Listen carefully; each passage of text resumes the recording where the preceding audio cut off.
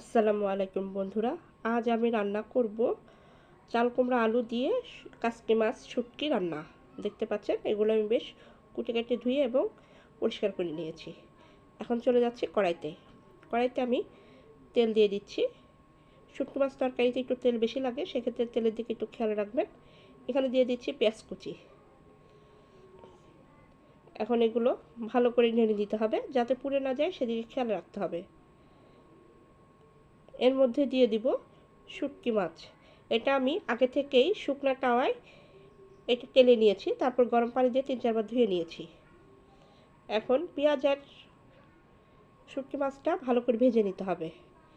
দেখতে পাচ্ছেন বন্ধুরা বেশ লাল লাল হয়ে আসছে। এখন এর মধ্যে দিয়ে দিতে হবে ব্লেন্ডার করে রাখা মশলা। আমি এটি কাঁচামরিচ, পেঁয়াজ, রসুন, আদা এবং 1 চা চামচ জিরা দিয়ে ব্লেন্ডার করে নিয়েছি। এটা এখন ভালো করে নেড়ে নিতে হবে। খেয়াল রাখতে হবে যাতে পুড়ে না যায়। দেখতে পাচ্ছেন বন্ধুরা বেশ তেলটা ছেড়ে দিয়েছে। এখানে এখন সামান্য পরিমাণ পানি দিয়ে দিব, যাতে মশলাটা না পোড়ে। এখন এর মধ্যে দিয়ে দিব গুঁড়া মশলা।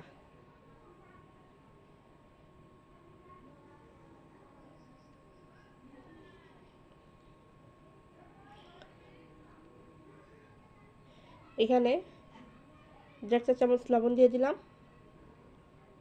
দিয়ে দিব 1 চা চামচ ধনিয়ার গুঁড়া,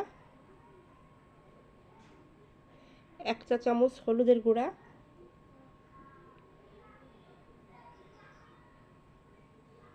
এটাকে ভালো করে নেড়ে নিতে হবে।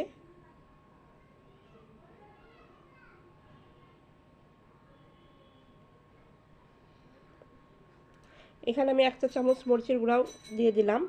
যেহেতু কাঁচামরিচটা দেওয়া হয়েছে, অনেকে ঝাল কম যদি খেয়ে থাকেন আপনি শুকনো মরিচটা অ্যাভয়েড করতে পারেন। এটাকে ভালো করে নেড়ে নিতে হবে। দেখতে পাচ্ছেন তেলটা বেশ ভেসে আসছে। এখন এর মধ্যে দিয়ে দিব চাল কুমড়া এবং আলু চিকন করে কেটে রেখেছি, সেগুলো দিয়ে দিব। এভাবে আপনারা ট্রাই করে দেখতে পারেন। শুটকি মাছ অবশ্যই ভালো লাগবে। শুটকি মাছ শুধু ভুনা বা ভর্তাই না, বিভিন্ন তরকারির সাথেও কিন্তু খাওয়া যায়, এবং এটা যদি রান্না করা যায় অবশ্যই ভালো লাগে।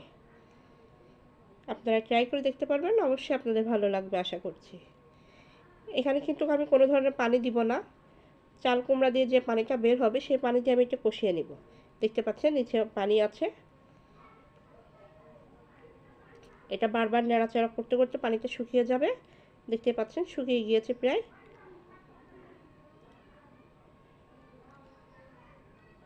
এখানে কোনো ধরনের পানি নেই। এখন এর মধ্যে আমি সামান্য পানি দিয়ে দিব।